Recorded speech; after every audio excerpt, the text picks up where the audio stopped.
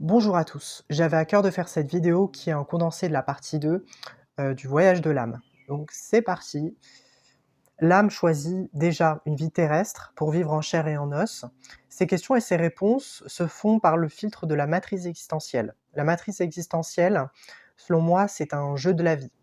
C'est-à-dire que lorsque nous sommes incarnés, avant de préparer ce plan qui est notre incarnation, l'âme va choisir ses difficultés, les épreuves qu'elle doit traverser.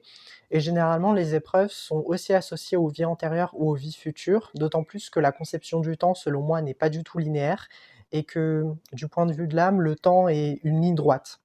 Alors que nous, on le voit plutôt comme une frise chronologique avec le passé, le présent, le futur. Pour une âme, cette conception du temps n'existe pas du tout. Elle n'est pas une perception humaine, mais une perception plutôt globale. Je tiens à vous préciser que cette argumentation est purement subjective, il s'agit de mes réflexions. Je vais essayer d'apporter aussi des champs de questionnement à la fois dans le domaine de la psychologie, de la métaphysique. J'ai beaucoup étudié certains philosophes, notamment, je pense particulièrement à Descartes, avec sa conception de la métaphysique. Ce que je dois préciser aussi, c'est que l'âme ne peut pas concrétiser ses projections. Parce que quand elle vit dans un plan subtil, elle n'a pas la maîtrise de la matière. En revanche, l'âme a en elle le trésor de contenir toutes les connaissances de ce qui compose notre monde visible et invisible. On pourrait même dire que l'âme, en soi, c'est une lumière qui dispose de toutes les facultés nécessaires que nous n'avons pas lors de notre incarnation et que c'est à nous de le chercher. Alors évidemment, ça ne se fera pas vis-à-vis de la perfection, comme on pourrait le penser vis-à-vis d'une âme, mais plutôt sur ce qui nous rend uniques et ce qui doit être travaillé.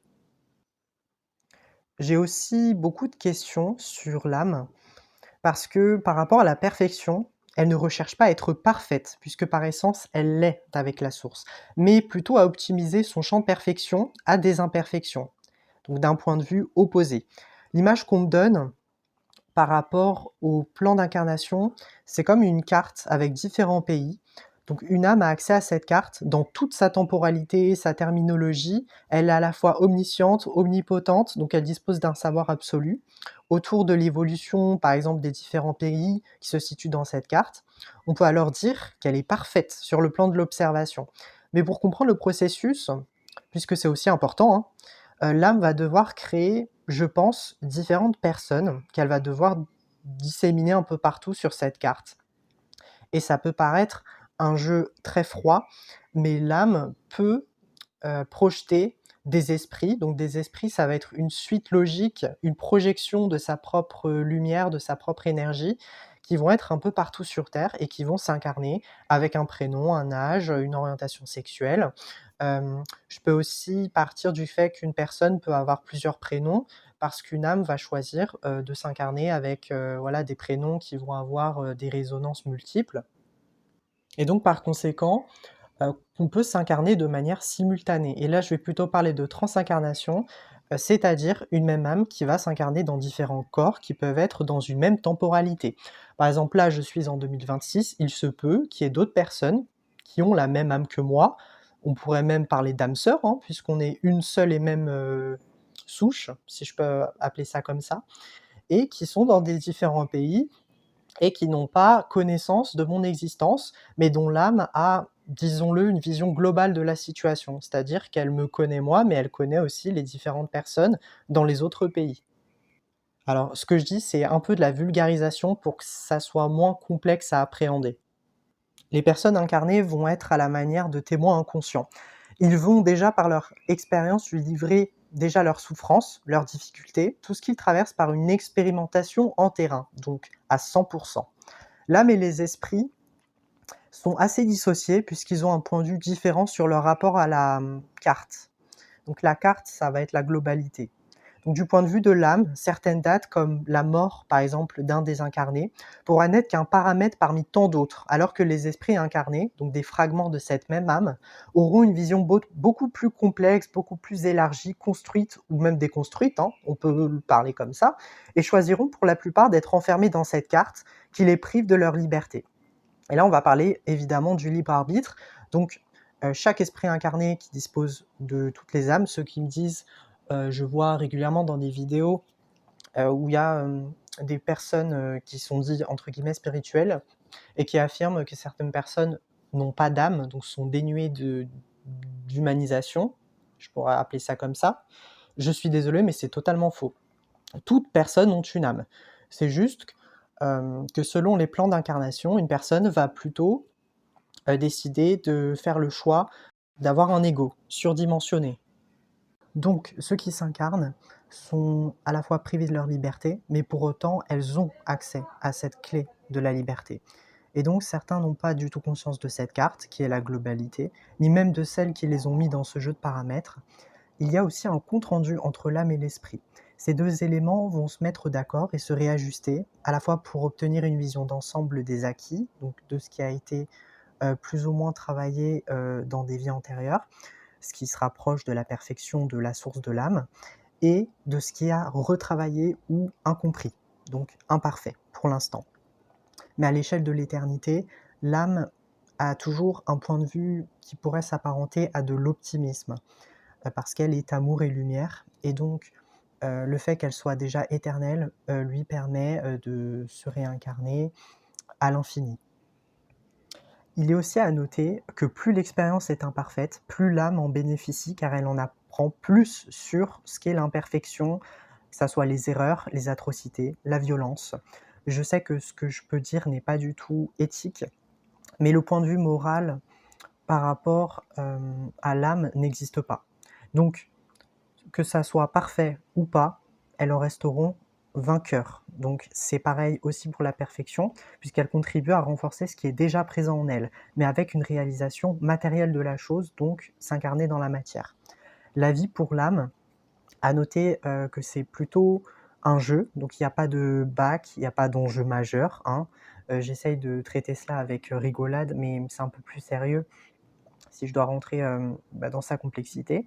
Donc les enjeux majeurs sont, je pense, l'apprentissage et même l'inapprentissage ou l'intolérance est une source d'apprentissage de son point de vue à elle.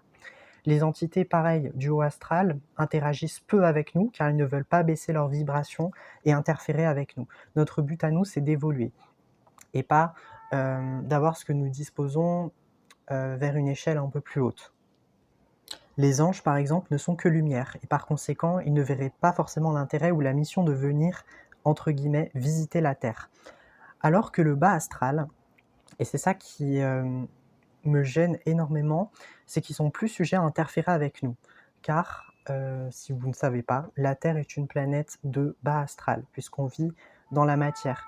Et moins c'est léger, plus c'est ancré, et par conséquent, on est plus sujet aux émotions, à la dualité, puisque cette planète est le cœur même de la dualité, donc du bien, du mal, du bonheur, du malheur, de toutes les palettes d'émotions qui peuvent exister. Et c'est pour ça que la majorité des âmes, je pense, vont sur Terre, parce que la mission est dite complexe et assez compliquée. Et pour une âme, c'est vraiment un terrain fertile pour déjà asseoir son expérience et évoluer. Et je précise, même dans le malheur, même dans l'inapprentissage, puisque pour elle, ça sera toujours une expérience bonne à prendre. Alors là, je vais parler plutôt d'entités. Disons qu'ils dépendent de nos énergies. Plus on est triste, plus ils se régénèrent. Et donc, quand on se sent vide, généralement, ce sont ces esprits-là qui vont s'incarner. On peut parler de vilains esprits, puisqu'ils aiment dépasser les limites de ce qui est mal, conçoivent l'après-mort ou l'avant-vie comme un jeu, quelque chose de destructeur. Donc selon moi, il n'y a pas de mauvais esprit, mais de vilains esprits. Ils se nourrissent, ils s'identifient à nous. Leur but est de se rapprocher de ce qu'ils ont été en tant qu'humains, donc dans leur incarnation précédente, et de continuer un cycle d'ego, de souffrance, à travers le plaisir de faire souffrir des humains. Je sais que ce que je dis n'est pas du tout jouissant, il va même à l'encontre des esprits plutôt global, mais l'incarnation, c'est à la fois le bonheur et le malheur. Et donc le malheur, ça se fait à travers la possession, le bas astral, les esprits qui nous commandent, qui peuvent altérer nos pensées, notre manière de concevoir le monde. Ça aussi, et surtout si on a des troubles ou des pathologies. Je pense que ça amplifie fortement les effets. plus le fait que certaines personnes peuvent croire en des religions, ça aussi, les esprits l'utilisent pour les interférer. Et c'est exactement la même chose pour des personnes qui sont beaucoup trop ouvertes et pas du tout ancrées, comme moi, qui croient par exemple aux vies extraterrestres. Donc dans ces cas-là, il y a des esprits extraterrestres qui font le mal en toute conscience et en toute impunité et qui peuvent jouer avec moi, que ce soit par la manipulation, par des croyances limitantes et même par des bouffées de délire. J'aime beaucoup utiliser le nom d'astre, d'âme gardien. Donc, les astres, ça permet déjà à une planète de tourner, d'œuvrer pour son bien, malgré le fait que la majorité ne puisse pas accueillir la vie. Donc c'est pour ça que je dis que la planète Terre, on doit l'honorer, on doit l'accueillir, parce que la vie est extrêmement rare. Il s'agit vraiment d'un loto galactique. La majorité des âmes choisissent donc de s'incarner en étoile, où aucune planète n'engendre la vie, car elles ne veulent pas du tout être responsables du cycle continuel de la vie. Donc la vie, la mort, et ensuite le renouveau sans cesse et continuel. Et par extension, la fin de la mort d'une étoile, malgré les milliards d'années. Les âmes, en revanche, qui font le choix de s'incarner dans une étoile, par exemple comme notre Soleil, qui fait fonctionner la Terre, ont un rôle de gardien, donc c'est-à-dire de transmetteur, en transmettant les énergies du tout. Le Soleil, pour moi, a une fonction très primordiale, c'est à la fois de nous régénérer, de nous alimenter. Donc c'est grâce au Soleil qu'on distribue de l'énergie, qu'on a accès à l'électricité, les réseaux, même sur la vidéo que je fais, c'est grâce au Soleil. Il nous permet de nous nourrir, d'être reconnaissant, d'avoir de la vitamine D, donc contribue véritablement à notre bien-être et au système solaire, que ce soit même aux autres planètes qui sont inhabitables. Et vous voyez, même Neptune, qui est la planète la plus éloignée du système solaire, je ne parlerai pas de Pluton puisqu'elle n'a plus été catégorisée comme planète, mais même Neptune a ne serait-ce que 2%, je pense, de la lumière du Soleil. Elle illumine, elle est quand même reconnaissable. Donc même dans l'obscurité ambiante, il y aura toujours une lueur. Et là, je me pose encore la question, mais à quoi servent ces planètes qui sont inhabitables? Et peut-être que je pense trop, mais le registre déjà d'un esprit humain doit s'informer sur ces choses-là. Notre Soleil, par exemple, accumule non seulement nos expériences sur Terre avec toute forme de vie qui les compose, mais enregistre aussi les activités de toutes les autres planètes et corps célestes de son système. Pour les autres soleils, c'est exactement la même chose. Et généralement, les systèmes solaires sont constitués de 2 étoiles. Donc, on peut même avoir la prétention de dire que notre système solaire est assez rare. Chaque planète non habitable ou habitable dispose d'un gardien, donc d'une signature énergétique très particulière, mais ont des rôles différents. Par exemple, planètes telluriques ou rocheuses qui acceptent et qui ont une compréhension de la notion de préservation, de sacrifice, assez haut, je dirais très élevé même. Elles ne savent pas qu'elles ne peuvent pas entièrement œuvrer pour leur préservation, mais en revanche distribuent leur énergie à des êtres qui auront leur libre arbitre de les remercier ou non, par que ça soit l'ignorance ou le culte de la haine. On a un parfait exemple, qui est l'espèce humaine. Alors je dis pas que tous les humains sont pareils, mais on est dans une ère de, de guerre, de destruction, de pouvoir, de lutte permanente, et donc on oublie vraiment l'essentiel, excusez-moi un peu pour mes bégaiements. Ce qui compte vraiment, c'est où nous sommes, et pas les conditions dans lesquelles certains vont affirmer détenir la parole sage, le pouvoir ultime. Ça, ce sont juste un ego surdimensionné, proprement terrien, mais je vous assure qu'une fois qu'on est mort, l'ego peut plus ou moins se dissoudre, et donc on est plus en vibration avec notre âme. Malgré cela, la Terre est un paradis en voie de réalisation déjà pour les éveillés, un monde de souffrance pour les conscients en phase de cheminement, lorsqu'on fait par exemple la nuit noire de l'âme, donc une dépression ou un burn-out, et un paradis hybride pour les normaux pensants. Le paradis hybride, je dirais que c'est l'insouciance, c'est le fait de ne pas avoir une conscientisation de l'éveil. La souffrance peut s'expliquer déjà par l'accès à des mondes supérieurs, donc des civilisations galactiques qui disposent d'une conscience d'eux-mêmes et d'autres, en tout cas des autres beaucoup plus larges que l'être humain. L'énergie chez eux, je dirais qu'elle est innée et non méritée contrairement à nous. La richesse n'est pas matérielle, elle est par essence partout dans la puissance d'intention et de bien-être. À partir du moment où on essaye d'apporter de la richesse grâce à notre amour, l'on réussit. Cette richesse est partagée et plus elle est je dirais, grande en sonorité et en sororité. Alors, le lapsus, c'est très, très révélateur, puisque la sororité, c'est le calme, l'ardeur, et la sonorité, c'est une impression d'harmonie lorsqu'on joue des instruments. Plus elle devient, on va dire, une lumière qui puise sa richesse d'elle-même et en distribue autant qu'elle en émet. Et là, je fais aussi appel au à la loi de cause à effet du donner-recevoir. Donc elle en distribue autant que la manière d'aimer d'un être vis-à-vis de sa source, donc de Dieu.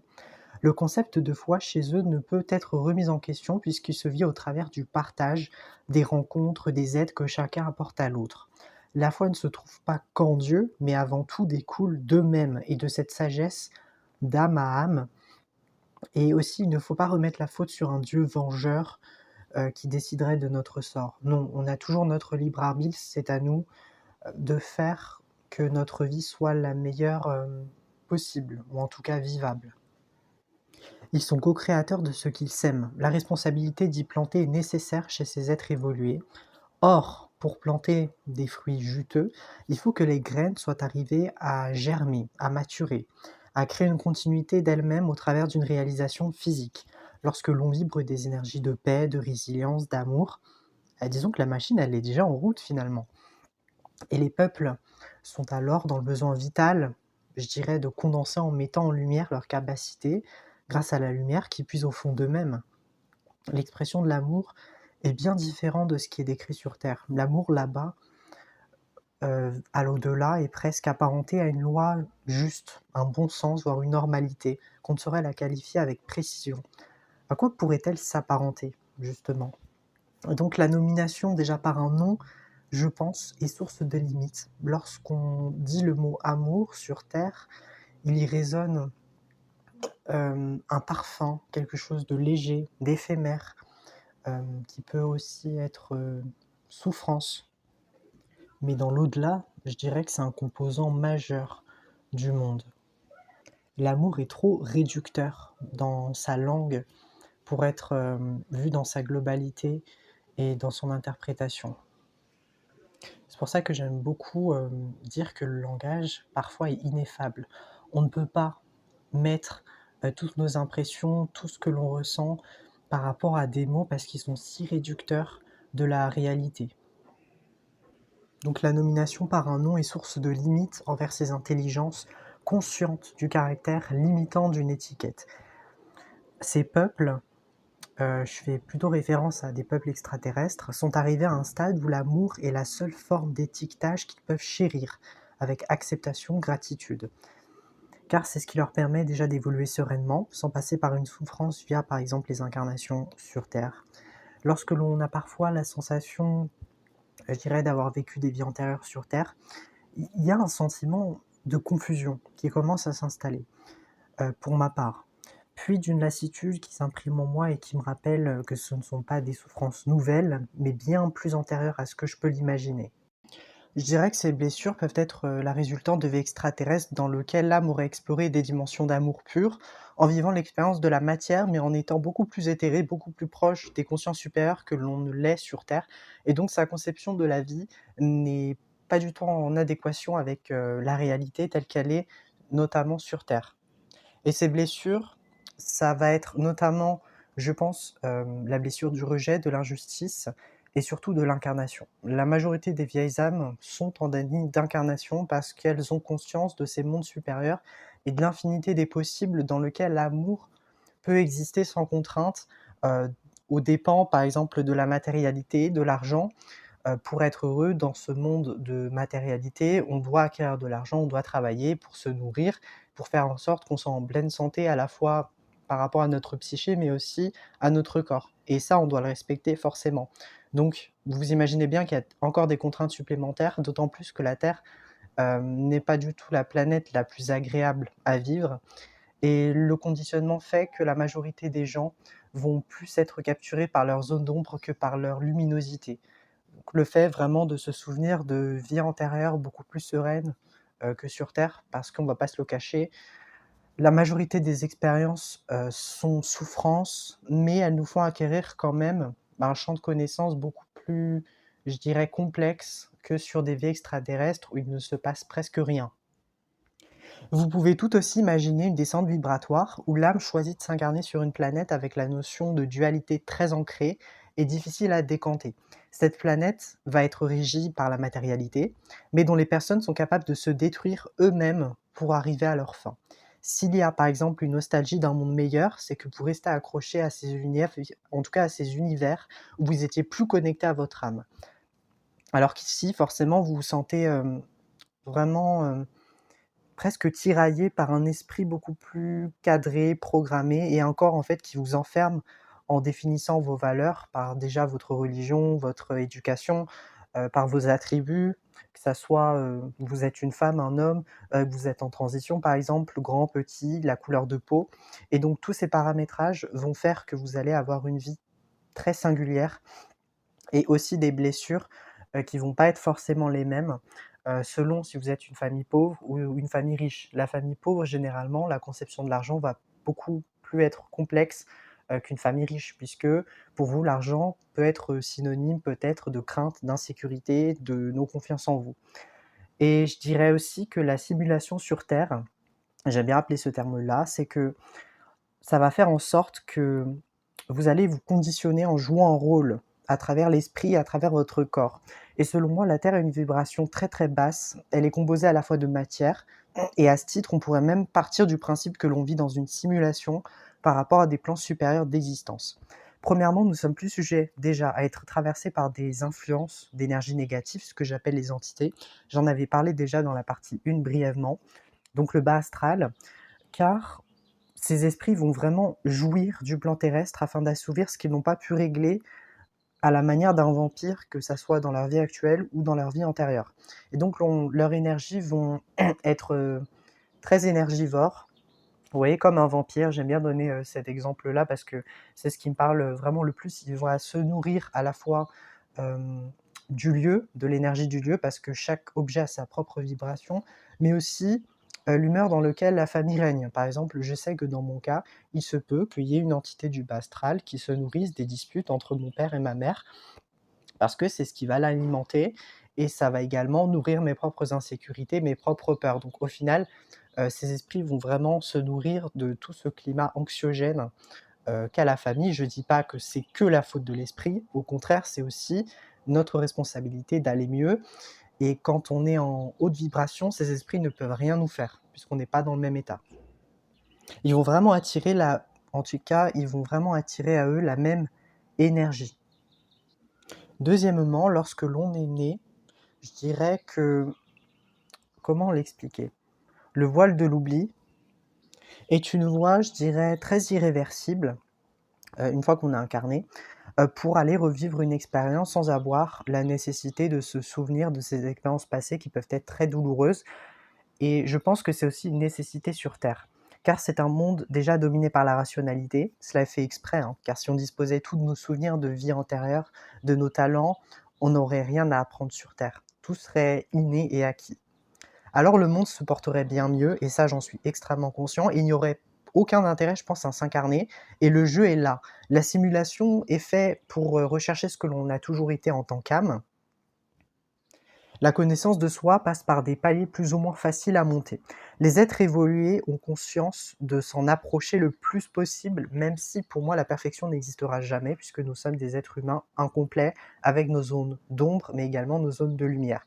Et le but, je pense, c'est de faire encore plus briller nos zones de lumière, et les zones d'ombre, on les recorrige. Mais bien évidemment, rien ne sera parfait. Et il y a aussi différentes sphères qui composent leur âme. Au début, j'avais pas forcément entrepris ce travail de recherche sur les sphères, mais je pense que c'est essentiel de le marquer, surtout pour les gens qui ne comprennent pas forcément le comportement de certains autres humains, qui n'ont pas du tout la même conscience d'évolution, bien sûr. Mais quand vous avez des sphères plutôt élevées d'âme, c'est que vous êtes une vieille âme, et donc vous avez acquis de l'expérience simultanément. Donc votre âme a eu un processus d'incarnation simultané qui fait que vous avez connaissance, alors pas de manière rationnelle, hein, vous n'avez pas les dates, le prénom de la personne que vous avez été dans vos vies antérieures, mais vous disposez quand même d'informations dans vos codes génétiques, de ce que vous avez fait, des blessures que vous avez acquéries et donc vous avez une certaine intuition pour, décoder ce qui se passe. Parce que vous l'avez entre guillemets, déjà vécu dans un autre scénario, plus ou moins catastrophique. Ce qui fait que vous allez beaucoup plus être prudent et beaucoup plus être en conscience sur la loi du libre arbitre et sur le fait que toute action a une cause et un effet. Donc la loi aussi de cause à effet et tout est karma. Et certaines personnes, qui n'ont pas conscience de ça, je pense, sont des âmes qui commencent leur parcours d'incarnation ou qui sont même peut-être au milieu, mais qui ont quand même ce côté égotique, qui fait qu'ils, préfèrent en tout cas passer leur vie soit à assouvir leurs, désirs ou au contraire à négliger, ce qui peut être positif pour eux. Et même pour une vieille en tout cas une vieille âme, excusez-moi, c'est exactement la même chose. Une vieille âme peut aller dans des travers égotiques. Moi, j'en suis conscient, je suis dans des mécanismes de survie et je pense que c'est nécessaire pour une vieille âme, surtout parce que je pense qu'au début de son incarnation, elle se sent différente, isolée et donc ça va créer je dirais une bulle de protection qui va faire qu'elle va s'isoler et créer son propre monde. Et c'est pour ça que beaucoup de vieilles âmes, je pense, ont des insécurités, ont peur du regard des autres parce qu'elles se sentent vraiment en décalage, comme si elles avaient je pense, des centaines d'années d'évolution par rapport à la majorité d'entre nous.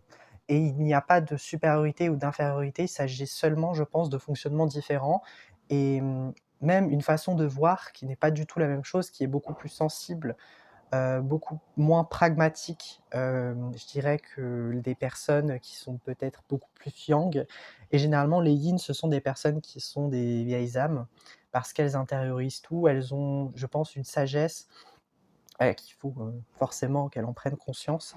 Mais à partir de là, le mode survie peut commencer un peu à disparaître et émerger une âme beaucoup plus, je dirais, stabilisée, émotionnellement parlant. On pourrait même affirmer que l'âme pourrait revenir plus facilement prendre corps et ne faire qu'un avec ses formes évoluées sans la barrière de conditionnement et de la matrice. Je pense qu'une âme, par essence, elle est beaucoup plus attirée par des corps beaucoup plus subtils qui se rapprochent d'elle plutôt que des corps humains.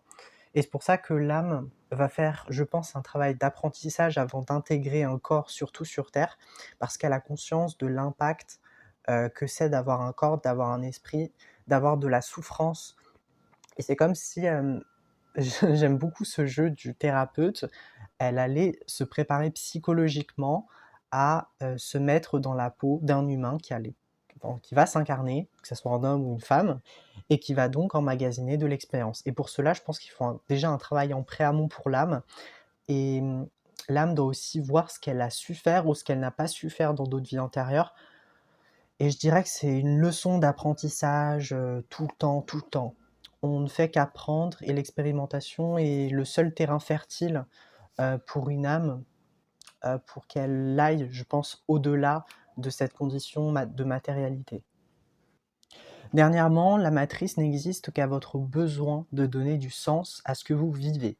La matrice, c'est une division physique entre deux camps, et plus spirituellement, une fission entre l'humain-animal. Nous, on est à la lisière, on est à l'entre-deux, je dirais, entre l'humain spirituel et l'animalité, d'où les réflexes de survie, le côté exacerbé émotionnel, si on n'a pas forcément ce processus de régulation. Et généralement, ces parties sont plutôt inconscientes. Et on a également des parts lumineuses. On pourrait même l'appeler l'humain céleste, divin, qui sait ce qu'il est, son essence, aux dépens de son enveloppe charnelle et de l'identité de son esprit. L'identité, selon moi, c'est une notion proprement humaine. Une âme n'a pas d'identité. Une âme, c'est plus qu'une identité. Une identité, pour moi, c'est vraiment un rôle. Un rôle que l'on doit faire, par exemple, pour jouer une pièce de théâtre. Mais quand on a fini cette pièce de théâtre, on redevient la personne que l'on a été. Évidemment, quand on joue un rôle, c'est quand même une part de nous. Et ça, il faut vraiment le prendre en compte, il ne faut pas le sous-estimer. Et c'est pour ça que je vous dirai jamais assez que l'ego n'est pas un ennemi. L'ego est une partie de vous, mais je dirais qu'il y a peut-être des réflexes de survie un peu trop extrêmes et des comportements qui peuvent être à la limite de l'autodestruction. Et je ne vais pas en parler là-dessus, je pense que vous pouvez savoir de quoi il s'agit, que ça soit la tentative de suicide, l'automutilation, les addictions. Les addictions, c'est forcément, je pense, des réflexes de survie pour essayer de réguler le système. et surtout, physique et psychologique. Le but final, c'est de ne faire plus qu'un avec son âme, c'est de raisonner et d'être une seule et même unité. Je parlerai d'unité et pas d'identité. L'unité, c'est le tout. Donc lorsqu'on est une âme, on a conscience et on vibre de la même manière que les autres âmes. Donc on a vraiment cette impression d'unité, de ne faire qu'un avec l'univers. Et lorsque je perçois l'autre en tant qu'être humain, je perçois un double de moi-même. Donc tout ce qui me compose au final reflète que ça soit une personne que j'ai été dans mes vies antérieures et une facette de moi, obligatoirement. Même si forcément il y a des personnes qui peuvent aller d'un extrême à l'autre et dont moi je ne peux pas forcément me reconnaître, mais je dirais qu'il y a une vérité qui sort de chaque expérience. Et donc forcément ça va être aussi de retrouver sa primordialité, l'être que l'on a été avant ces incarnations, l'être originel, si je peux appeler ça comme ça. Si vous êtes fasciné aussi, alors là c'est un indice très très majeur, par l'exploration des mondes multiples, si vous êtes, en tout cas si vous avez vraiment cette passion pour l'astronomie, vous êtes un poète, vous vous sentez très décalé avec votre environnement, mais qu'en même temps vous ressentez une grande familiarité, voire un sentiment d'appartenance, c'est que très probablement vous êtes empreinte d'une empreinte cosmique, d'une énergie qui se trouve en vous, alimentée plus autour du mystère de l'univers, plus que ce qui se situe à la même hauteur que vos jambes. Donc dans mon cas, lorsque je me sens connecté à l'univers, je me fonds à la même, je dirais, vraiment comme un amas de bleu. Ce bleu qui appartient aux étoiles lointaines, ces astres qui savent, d'où je viens et nul besoin pour moi de savoir qui je suis, hein. Quand je me dissous dans le cosmos, je redeviens le «je» avec une grosse majuscule. Un «je» unifié, un «je» observant dont l'identité n'a aucune raison d'être dans un amas divin. C'est pour ça que j'aime beaucoup regarder les étoiles, que j'aime beaucoup m'évader. C'est que quand je pense être une étoile, je n'ai plus ce sentiment d'appartenance à quelque chose, puisque je suis tout à la fois et rien. Et donc pour moi, c'est la meilleure, je dirais, sensation que j'ai eue. Je l'avais expérimenté une seule fois au cours de ma vie. C'était un sentiment mais inexplicable. Je ne saurais dire si c'est de la nostalgie mêlée à de la tristesse et de la terreur, c'est vraiment un sentiment incompréhensible. Et je me rappelle très bien, c'était en 2022, quand j'ai fait, je pense, une dépression, une grosse période de shutdown, quoi, où il y avait aucune fibre créative. Et je me rappelais qu'en regardant les étoiles, j'avais ce sentiment inexplicable que tout allait bien se passer. Mais ça, je l'avais pas formulé de cette manière-là parce que c'était tellement intense que je me suis dit que même la nuit était de mon côté, même mes parts d'ombre. Et donc il fallait que je chemine pour arriver à une harmonie. Et je pense le but ultime, en tout cas de ma vie, et surtout de personnes qui ont eu beaucoup, beaucoup et beaucoup trop d'incarnations, par rapport à leur corps limité et à leur esprit vierge, entre guillemets, puisqu'ils débutent une nouvelle vie sans ces souvenirs anciens, c'est de retrouver une harmonie, un équilibre. De faire que les expériences passées, même si on ne s'en rappelle pas, elles ont toujours été là, elles s'impriment comme des couches d'oignons. Et donc ça va être progressivement de se détacher de tout ça, de se détacher des versions de nous qui ont peut-être commis le mal, qui ont fait le bien, ok, mais qui ne nous définissent pas parce que ce qui compte vraiment, c'est le moment présent. Et j'aime beaucoup l'image des étoiles et c'est pour ça que je me connecte beaucoup à elles. Quand on regarde un amas divin, on n'a aucune raison d'être. On est gouverné par l'irraisonnable, au sens infini, plus inconcevable qu'on ne pourrait l'extérioriser par le langage humain, si limité aux palettes inexorables de ce que nous montrerait l'univers. Alors ça pourrait être une théorie farfelue, mais je me pose beaucoup de questions autour des étoiles et des corps célestes, dans l'infiniment grand comme les galaxies. Vu que c'est dans ma nature d'ajouter de la poésie au sens de l'existence, je me suis dit que les galaxies contenaient peut-être des messages et une symbolique particulière, tout comme les étoiles. Je vois ces composants comme des véritables protecteurs venus créer la vie. L'image de la toile invisible est parlant pour moi, d'imaginer comme deux bras de préférence, celui d'une mère très maternante, avec ses mains chaudes qui pulsent les battements de son cœur, demandeur de vie. Son unique désir est d'un jour pouvoir regarder cette aura invisible entre ses mains qui le couvent. Et pour y parvenir, cette matérialisation, excusez-moi, de la mère va tisser un fil invisible qu'elle va de plus en plus nourrir d'amour, d'encouragement.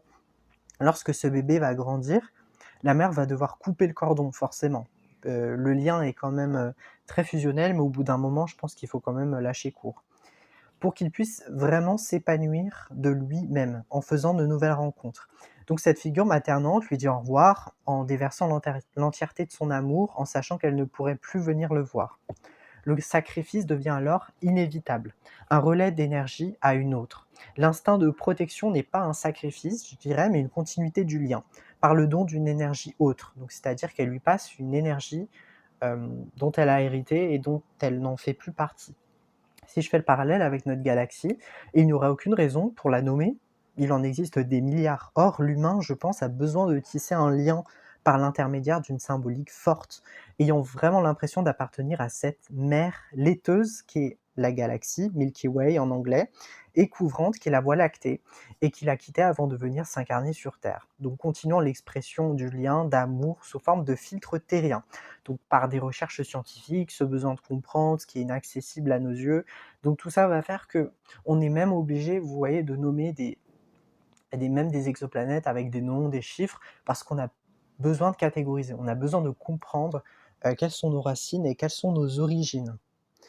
Et je sais que tout ça me paraît, je pense, alors n'y voyez aucune négativité dans tout ça ou aucun mépris, hein, mais des fois je ne vois même pas l'utilité de catégoriser tout ça parce que ça nous dépasse tellement, il y a tellement de choses que l'on ne connaîtra jamais en tant qu'humain, mais je dirais que l'expérience, elle est ici sur Terre et si il y a plusieurs incarnations, si on est une âme, je pense qu'au bout d'un moment, on en aura fait le tour et rien ne nous dépassera et même la vitesse de la lumière puisque par essence, on est tout et rien à la fois. Donc on peut être dans tout endroit et ça aussi, je sais que c'est un sujet assez compliqué puisque comme on est dans un monde de matérialité, on a cette conception du temps, du parcours. Par exemple, notre galaxie, elle est située à des milliards d'années-lumière et pour nous, ça nous paraît, très, très, très loin alors que quand on est une âme, on peut se déplacer n'importe où puisqu'on a ce pouvoir illimité de projection.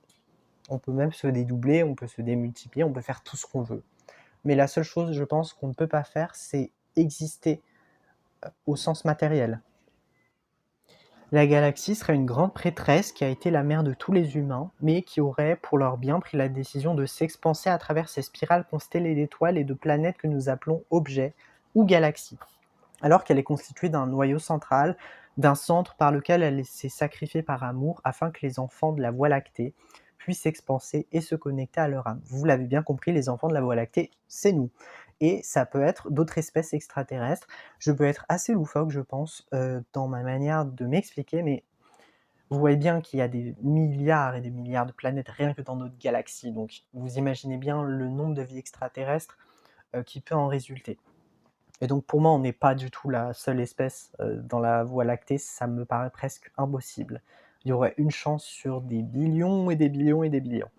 La Voie lactée, elle n'est pas menaçante par son immense mystère, mais se veut plutôt subjectif et suggestif aussi, comme pour nous rappeler d'où nous venons, donc du noyau, du cœur lumineux de son centre. Et je pense que tout a un centre, que ça soit notre cœur en tant qu'être humain, les arbres dans la terre, mais aussi, je ne sais pas si vous connaissez le grand noyau qui se trouve, voilà, au cœur de notre galaxie, mais c'est exactement la même chose. Tout est régi par un centre et je pense que ça représente, en tout cas fidèlement bien, notre conception de ce que nous devons être, donc en harmonie avec nous-mêmes, se réajuster, montrer notre immensité à travers nos défauts et notre incapacité d'être parfait. Et ça me fait beaucoup rire parce que la galaxie ne nous dira jamais: «Aie peur de mon immensité. Te rappelles-tu d'où tu viens?» Mais plutôt, cette question essentielle, ça va être ça. Ça va être vraiment de se rappeler d'où l'on vient et non pas d'avoir peur, de se poser des tas de questions parce que je sais que le mental est juste à côté de nous et qu'il nous rattrape vite fait, bien fait, comme quelqu'un qui nous cherche à nous poursuivre sans cesse et sans cesse. Donc, je dirais que la galaxie n'est pas un mystère en soi. Elle n'a pas besoin d'être résolvée et de toute façon, je pense qu'on n'aura jamais les compétences pour le faire en tant qu'être humain. Mais on se doit d'honorer cette galaxie comme si ça venait de la source, comme si c'était un instrument de celle-ci pour nous permettre d'être dans son centre et d'habiter quelque chose. et c'est pour ça qu'on a besoin de catégoriser parce que je pense que si on vivait dans un brouillard, tout blanc, tout vaporeux, on se poserait encore plus de questions que si c'était sur une galaxie et paradoxalement, c'est un système beaucoup plus complexe qu'on ne le pense, avec des étoiles à pulsars, des exoplanètes, des champs gravitationnels extrêmement différents, une conception du temps, en tout cas du temps qui n'est pas du tout la même, que ce soit dans l'espace que par rapport à la Terre, et même par rapport à la gravité, ce n'est pas du tout la même chose d'être sur Terre que par exemple sur Jupiter où la densité est telle qu'on ne pourrait même pas survivre par rapport à notre propre poids, beaucoup plus qu'ici. Et donc tout ça va faire que je trouve ça extrêmement fascinant de parler de tout ça, mais je pense que je m'arrêterai là. J'ai dit beaucoup de choses, je suis extrêmement fier de moi par rapport à ça. Je ferai évidemment une partie 3 de l'âme et de ses incarnations. Je viendrai pas forcément sur les détails, mais je parlerai un peu de mes champs de questionnement qui me traversent l'esprit. Et j'espère que ces vidéos vous plairont et vous auront, en tout cas apporté un minimum de connaissances que vous n'avez pas encore, ou même des questionnements, des réflexions sur les vies extraterrestres. Et tout ça se veut en tout cas un peu plus ludique que d'habitude. Ce ne sont pas des connaissances, elles ne sont pas du tout scientifiques. D'ailleurs, j'essaye de m'éloigner de tout ça. Elles se veulent beaucoup plus suggestives, comme je l'ai dit en début de vidéo. C'est tout pour aujourd'hui. Merci.